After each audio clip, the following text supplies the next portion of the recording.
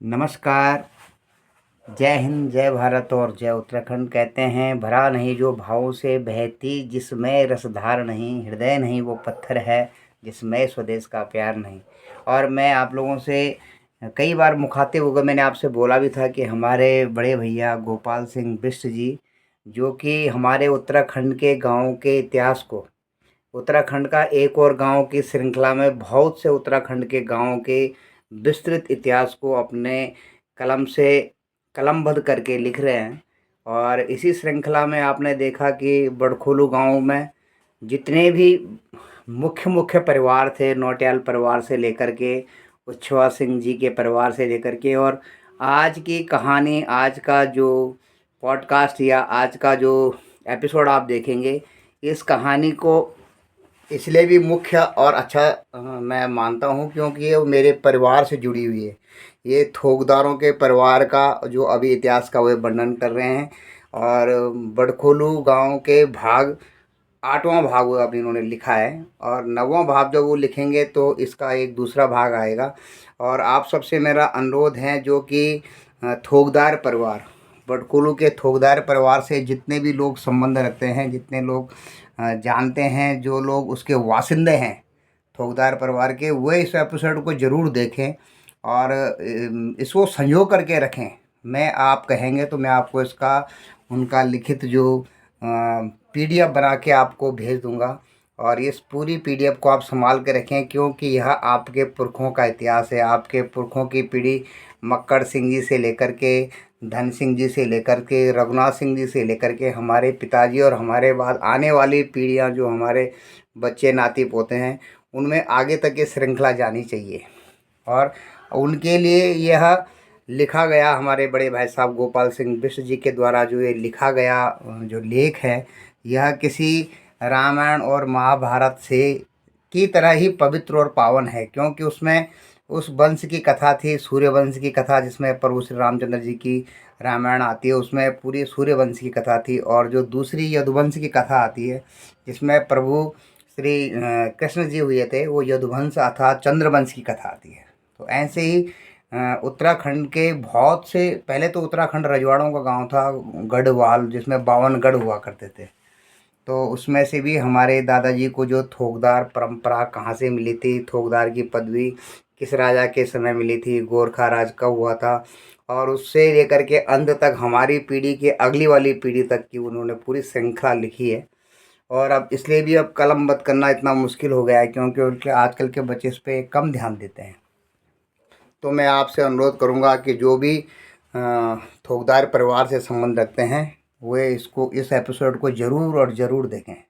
तो चले ले चलता हूं मैं आपको अगले के एपिसोड में, और वो उनकी कलम से लिखा गया है।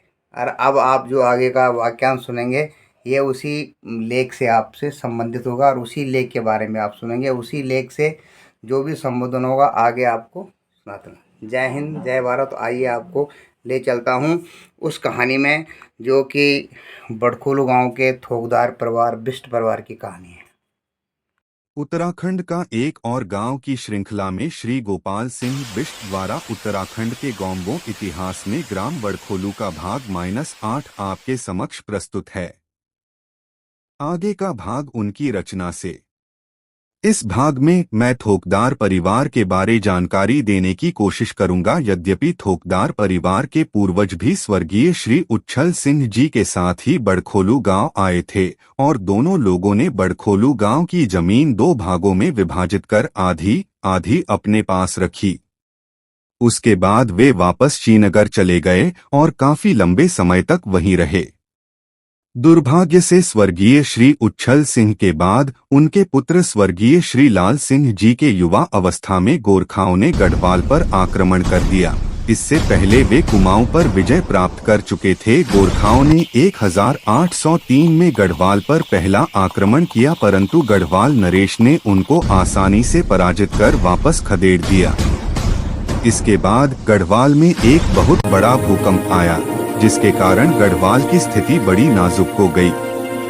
समय का फायदा उठाकर गोरखाओं ने 1804 में गढ़वाल पर फिर आक्रमण कर दिया। गढ़वाल नरेश प्रद्युम्न शाह पहले भी उन्हें युद्ध में पराजित कर चुके थे।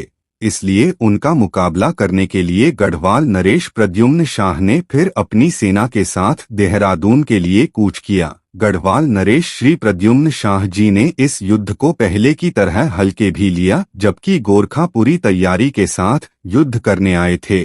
देहरादून के खुड़बुड़ा में हुए इस युद्ध में दुर्भाग्य से गढ़वाल नरेश श्री प्रद्युम्न शाह वीरगति को प्राप्त हुए और उसके बाद पूरे गढ़वाल पर गोरखाओं का राज्य स्थापित हो गया। उनका शासन गढ़वाल में लगभग 10 से 11 साल चला। अपने शासनकाल में गोरखाओं ने गढ़वाल के सामान्य लोगों पर भी भयंकर अत्याचार किए, यहाँ तक कि उन्होंने महिलाओं और छोटे बच्चों को भी नहीं बख्शा। उन्होंने छोटे छोटे बच्चों की भी बड़ी निर्दयता से हत्याएं की। उस काल को गढ़वाल में गोरख्याणी काल कहा जाता है। आज भी यह कहावत के रूप में गढ़वाल में प्रचलित है। जब कोई व्यक्ति या समुदाय किसी दूसरे व्यक्ति या समुदाय के ऊपर अत्यधिक अत्याचार करते हैं तो कहा जाता है कि क्या गोरख्याणी मचा रखी है। गोरखाओं ने सामान्य जनता पर भी बहुत अत्याचार करने के कारण गढ़वाल के सामान्य लोग अपने परिवार के साथ ऊंचे ऊंचे पहाड़ों पर जाने के लिए विवश हो गए, जहां पर जा पाना अत्यंत कठिन था। इस तरह से ऊंचे पहाड़ों की शरण में जाकर उन्होंने अपने और अपने परिवारों को सुरक्षित रखा और अत्यंत कठिन जीवन जिया। संभव इसी समय स्वर्गीय श्री लाल सिंह जी भी अपने भाइयों और परिवार के साथ गिगड़ा क्वठा में शिफ्ट हो गए थे। वहां पर छोटे छोटे मकान बनाकर उन्होंने बड़ी मुश्किल से जीवन जिया। अब गढ़वाल नरेश इस स्थिति में नहीं थे कि वे गोरखाओं को वापस खदेड़ सकें, इसलिए कुमाऊं एवं गढ़वाल नरेश ने अंग्रेजों से मदद मांगी। अंग्रेजों ने कुमाऊं और गढ़वाल नरेश के सहयोग से बड़े संघर्ष के बाद गोरखाओं को 1815 में गढ़वाल और कुमाऊं से खदेड़ने में सफल हो पाए। गोरखों के जाने के बाद ब्रिटिश सरकार ने गढ़वाल नरेश से युद्ध में खर्च धनराशि हर जाने के रूप में मांगी, परंतु गढ़वाल का राजा इस समय ऐसी स्थिति में नहीं थे कि वे ब्रिटिश सरकार द्वारा तय की गई धनराशि को चुका पाएं। इसलिए ब्रिटिश सरकार ने गढ़वाल के आधे राज्य को अपने पास रखने का प्रस्ताव रखा, जिसे गढ़वाल नरेश को मजबूर होकर मानना ही पड़ा, जिसके कारण अलकनंदा नदी के बाएं के समस्त भाग ब्रिटिश राज्य में सम्मिलित हो गया। गढ़वाल नरेश की राजधानी श्रीनगर भी ब्रिटिश सरकार के पास आ गई, इसलिए विवश होकर गढ़वाल नरेश को अपनी राजधानी छोड़नी पड़ी और फिर उन्होंने अपनी नई राजधानी अलकनंदा के दूसरे भाग में टिहरी में बनाई। टिहरी उस समय भिलगना नदी के किनारे बसा एक छोटा सा गांव था। राजधानी बनने के बाद इसका बहुत विकास हुआ, जो कि अब टिहरी डैम बनने के कारण टिहरी झील में डूब चुका है। गढ़वाल का आधा भाग जो ब्रिटिश सरकार के अधीन आ गया था, जिसे ब्रिटिश गढ़वाल कहा जाता था। जिस समय गढ़वाल पर गोरखाओं ने आक्रमण किया उस समय बड़खोलू गांव में लाल सिंह जी अपनी युवावस्था में थे, परंतु गांव को बसे अभी कुछ ही साल हुए थे। थोकदार परिवार के पूर्वज इस समय श्रीनगर में ही निवास कर रहे थे। यह थोकदार वंश वही वंश था जिनके पूर्वजों ने उज्जैन से आने वाले दल का नेतृत्व किया था, इसीलिए ये ही पीढ़ी दर पीढ़ी मुखिया की भूमिका निभाते रहे। बाद में गढ़वाल नरेश ने इनको कई गांव की थोकदारी भी सौंप दी थी। ये सभी गांव लंगूर पट्टी में थे, शायद वड़खोलू गांव भी उस समय लंगूर पट्टी में ही था। बाद में अंग्रेजों ने ब्रिटिश गढ़वाल का पुनर्गठन किया, जिसके फलस्वरूप वड़खोलू गांव मनियारस्यू पट्टी में आ गया। एक दल के मुखिया होने के कारण उनका श्रीनगर में काफी प्रभाव था। उनके रिश्तेदार और कई मित्र भी श्रीनगर में रह रहे थे, इसलिए ये लोग भी वहीं पर रहे। उनका वहां पर रहने का एक उद्देश्य यह भी था कि इनका परिवार फैल नहीं पा रहा था, जिसके कारण इनके पूर्वज हमेशा चिंतित रहते थे।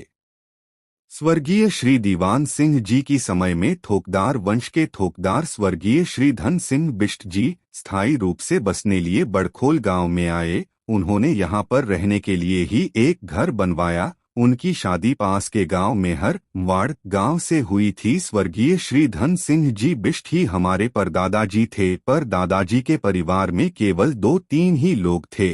हमारी परदादी ने अपना अकेलापन दूर करने के लिए हमारे परदादा स्वर्गीय श्री थोकदार धन सिंह बिष्ट जी की सहमति से अपने भाई के पुत्र को अपनी पत्नी सहित वड़खोलू गांव में बुला लिया। उनकी अभी तक कोई संतान नहीं थी। हमारी परदादा ने उनके लिए पालकोट में एक घर भी बनाया और 40 नाली जमीन उनको अपनी आजीविका चलाने के लिए दी। जब पहली शादी से कोई संतान नहीं हुई तो उन्होंने दूसरी शादी की, परंतु दूसरी शादी से भी उनकी कोई संतान नहीं हो पाई।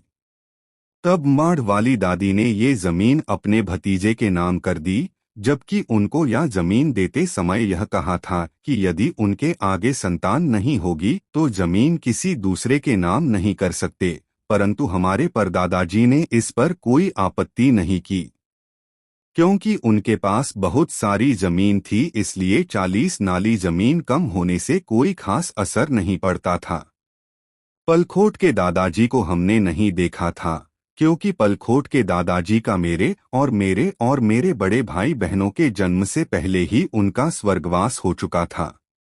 अब दोनों दादियां ही रह गई थी। ये दादियां हमें बहुत प्यार करती थी और उनके द्वारा खिलाई उबली हुई मकई, मुंगरी आज भी खूब याद आती हैं। कभी कभी वे उबली हुई मुंगरियां अपनी थैली में रखकर ही हमारे पास आकर हमें देती थी और हमें खूब प्यार भी करती थी। ये दादियां मुझे कमलू नाम से पुकारती थी। डांग में की बूढ़ी फूफू, समीर काका की फूफू भी मुझे कमलू नाम से ही पुकारती थी। यद्यपि वे हुई बहुत तेज स्वभाव की महिला थी, परंतु मुझे तो बहुत प्यार करती थी। उनका प्यार आज भी याद आता है। ये वृद्ध महिलाएं मुझे कमलू नाम से क्यों पुकारती थी, इसके पीछे भी एक छोटी कहानी है, इसका जिक्र मैं बाद में करूंगा।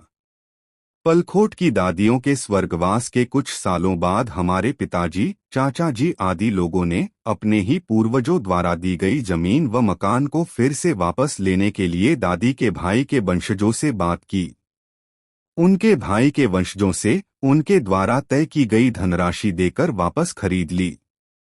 उनका मकान तो उस समय अच्छी हालत में था, पर अब खंडहर हो चुका है। इस दी गई जमीन को वापस लेने का उद्देश्य यह था कि हमारे परिवार के लोग नहीं चाहते थे कि हमारी जमीन पर हमारे साथ किसी और की भी हिस्सेदारी हो। हमारे पूज्य परदादा दादी एक पुत्र की प्राप्ति हुई, जिससे इस छोटे से परिवार में खुशी की लहर दौड़ गई।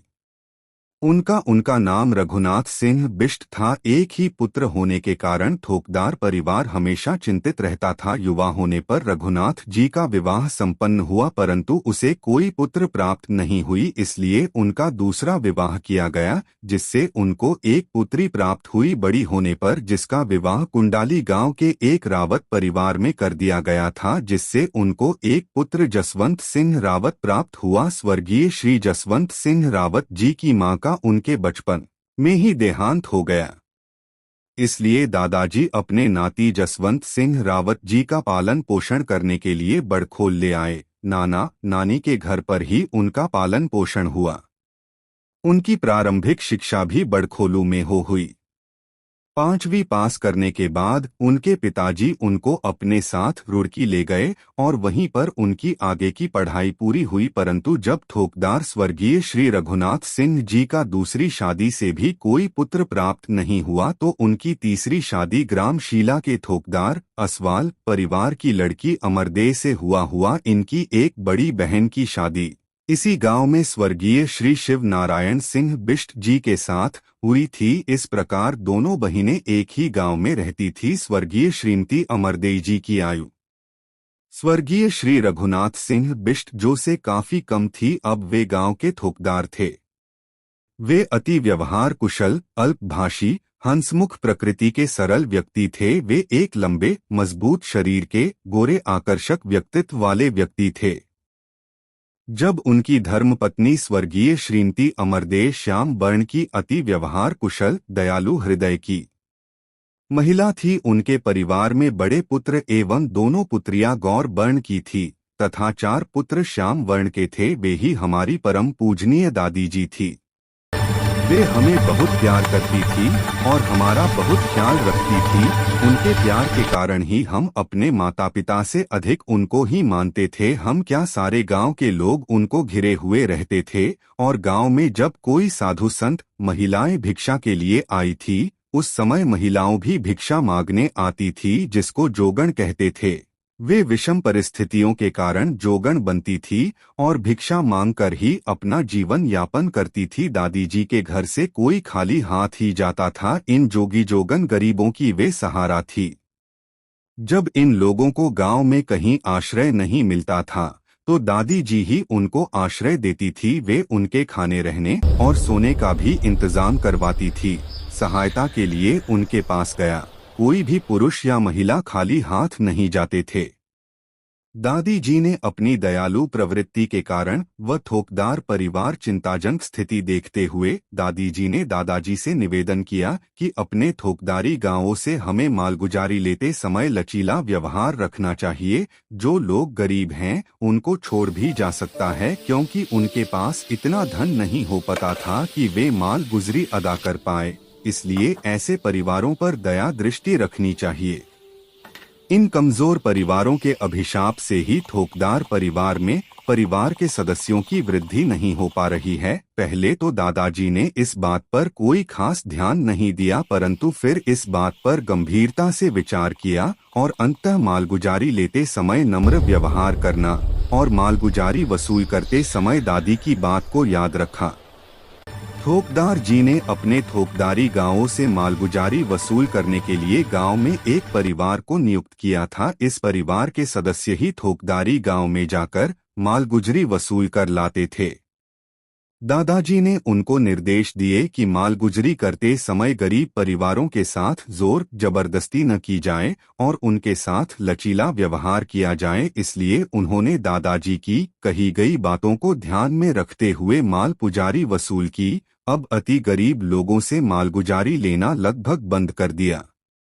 इससे गरीब परिवारों के लोग बहुत खुश हुए और उन्होंने ठीकदार जी का बहुत बहुत शुक्रिया अदा किया। उनके परिवार की खुशी के लिए ईश्वर से दुहाई मांगी। परिणाम कुछ बरसों बाद में दिखाई देने लगे। यद्यपि इससे पहले भी हमारी परदादी जी ने हमारे पर दादाजी श्री स्वर्गीय श्री धन सिंह जी से यही निवेदन किया था, परंतु उन्होंने इस कोई खास ध्यान नहीं दिया। हमारे परम पूजनीय दादाजी व दादी जी स्वर्गीय श्रीमती अमर देवी जी के घर में 5 पुत्रों और 2 बेटियों जन्म दिया। अब गांव के लोग कहते थे कि यह सब नई थोकदार ठकुराइन के कुशल व्यवहार और जरूरतमंदों की सहायता करने के कारण ही ईश्वर ने उनके परिवार को समृद्धशाली बना पा। हमारी दादी जी में कोई ऐसे सद्गुण थे जो सामान्यतः अन्य महिलाओं में नहीं दिखाई देते, इसीलिए वे सबकी दिल में बसती थी। और आज भी वे सभी लोग जिन्होंने दादी जी के साथ कभी कुछ पल बिताए होंगे, वे उन्हें आज भी बहुत याद करते हैं। वह समय था जब परिवार की वे महिलाएं जो अधिक पुत्रों को जन्म देती थे वे ही सौभाग्यशाली मानी जाती थी। थोकदार परिवार की नई ठकुराइन यानी हमारी दादी जी ही थोकदार परिवार की पहली महिला थी जिसके घर में 5 पुत्रों और 2 पुत्रियों ने जन्म लिया था, जिसके कारण इनका परिवार काफी तेजी से फैलने लगा। थोकदार श्री रघुनाथ सिंह जी की खुशी का तो कोई ठिकाना ही नहीं था। वह अब हमेशा खुश रहते थे। इन 5 पुत्रों और 2 पुत्रियों में से बड़े पुत्र और दोनों पुत्रियों का रंग दादाजी के जैसा गोरा था। उनके अन्य 4 पुत्रों का रंग दादी के रंग के जैसा श्याम वर्ण का था। उनके बड़े पुत्र का नाम स्वर्गीय श्री प्रेम सिंह बिष्ट, दूसरे पुत्र का नाम स्वर्गीय श्री प्रवीण सिंह बिष्ट, तीसरे पुत्र का नाम स्वर्गीय श्री दलबीर सिंह बिष्ट और बड़ी पुत्री को बड़े लोग बंचा नाम से पुकारते थे। हम भाई बहन उन्हें बड़ी फूफू का कर पुकारते थे। फिर चौथे पुत्र का नाम स्वर्गीय श्री चंद्र सिंह बिष्ट, छोटी पुत्री का नाम समोदरी है, 5वें पुत्र का नाम श्री राजेंद्र सिंह बिष्ट है। बड़े पुत्र स्वर्गीय श्री प्रेम सिंह जी का विवाह मौड्डी गांव के थोकदार परिवार से संबंधित एक अमीर घर में हुआ था। यह भी अति व्यवहार कुशल, सरल एवं सद्गुण संपन्न थी। ये उस समय गांव की एकमात्र पढ़ी लिखी महिला थी जिन्हें पढ़ना और लिखना अच्छी तरह से आता था और उन्हें किताबें पढ़ने का शौक भी था। स्वर्गीय श्रीमती सत्यभामा जी के विवाह के बाद लगभग 2 साल बाद उनका एक पुत्र हुआ जो अल्प आयु में ही स्वर्गवासी हो गया। फिर 2 वर्ष बाद एक अन्य पुत्र हुआ और वह भी अल्प आयु में ही स्वर्गवासी हो गया। इससे परिवार की चिंताएं बढ़ने लगी। इसके बाद दादाजी ने हमारे बड़े चाचा जी स्वर्गीय श्री प्रवीण सिंह बिष्ट जी की शादी के गगोरस्यू के गगोर गांव के एक बहुत अच्छे परिवार से हुई, परंतु उनकी धर्मपत्नी का जल्दी ही देहांत हो गया, जिससे उनकी संतान नहीं हो पाई। दादाजी ने फिर तीसरे पुत्र स्वर्गीय श्री दलबीर सिंह बिष्ट जी की शादी भलगाम नरौनी रावत से करवाई, जो कि तेज स्वभाव की महिला थी। कुछ समय बाद गांव में यह धारणा हो गई थी कि नरौनी रावतों की बेटियां बहुत तेज स्वभाव की होती हैं। स्वर्गीय श्री दलबीर सिंह जी को इस शादी से एक पुत्र की प्राप्ति हुई, जिससे घर गांव में खुशी का माहौल छा गया। दादा दादी जी बहुत खुश थे। यही हमारे परिवार के सबसे बड़े भाई जगदीश चंद्र सिंह बिष्ट जी थे। जहां एक और खुशियां थी, वहीं दादाजी को अभी भी अपने बड़े पुत्र स्वर्गीय श्री प्रेम सिंह बिष्ट जी की कोई पुत्र जीवित न रह पाने के कारण वे चिंता से घिरे रहते थे। उन्होंने अपने पुरोहित से इस संबंध में बात की तो पुरोहित ने उन्हें श्रीनगर के कमलेश्वर मंदिर में जाकर के कमलेश्वर महादेव की पूजा करने के लिए कहा। दादाजी ने तुरंत प्रबंध करवाकर श्री प्रेम सिंह बिष्ट और उनकी धर्मपत्नी श्रीमती सत्यभामा बिष्ट पूजन के लिए पुरोहित जी के साथ श्रीनगर भेजा। उस समय श्रीनगर में पुत्र कामना व पुत्र की दीर्घ आयु के लिए बहुत सारे लोग अपनी पत्नी के साथ कमलेश्वर महादेव की पूजा करने के लिए आते थे। दोनों पति पत्नी बारी बारी से पूरी रात खड़े होकर हाथ में जलता दीपक लिए कमलेश्वर महादेव जी से बच्चे की कामना के साथ बच्चे की दीर्घायु के लिए प्रार्थना करते थे। स्वर्गीय श्री प्रेम सिंह बिष्ट और उनकी श्रीमती सत्यभामा बिष्ट ने भी रीति के अनुसार कमलेश्वर महादेव की विधिवत आराधना की। जब वे घर आए तो उसके 1.5-2 साल बाद उनका एक पुत्र हुआ। इस पर कमलेश्वर महादेव की कृपा बनी रही उनके, जिसके कारण इस पुत्र ने सुखी जीवन जीना शुरू किया।